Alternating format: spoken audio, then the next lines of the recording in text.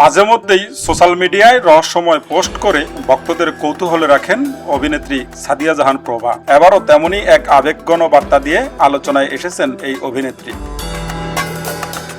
সম্প্রতি ইনস্টাগ্রামে কয়েকটি নতুন ছবি প্রকাশ করেছেন প্রভা। ছবিগুলোতে সফট পেস্টেল রঙের পোশাক, মিনিমাল সাজ এবং স্নিগ্ধ এথনিক লুকে ধরা দিয়েছেন তিনি। খোলা চুলে গোলাপি সাদা সালোয়ার কামিজে তার উপস্থিতি নজর কেড়েছে ভক্তদের। তবে ছবির চেয়েও বেশি আলোচনায় এসেছে ক্যাপশনটি। সেখানে প্রভা লিখেছেন, তোমাকে ছাড়া এখনো বেঁচে আছি, আবার দেখা হবে, সেই দিনটির অপেক্ষায় প্রতিটি দিন গুনছি।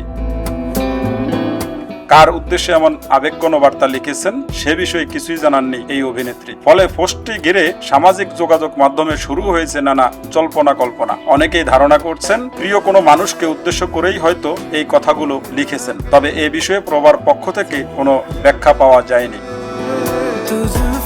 এদিকে অভিনয়েও ব্যস্ত সময় পার করছেন প্রভা। সম্প্রতি তিনি ফয়েজ আহমেদ রেজা পরিচালিত লুক লাইক শিরোনামের একটি ফিকশনে অভিনয় করেছেন।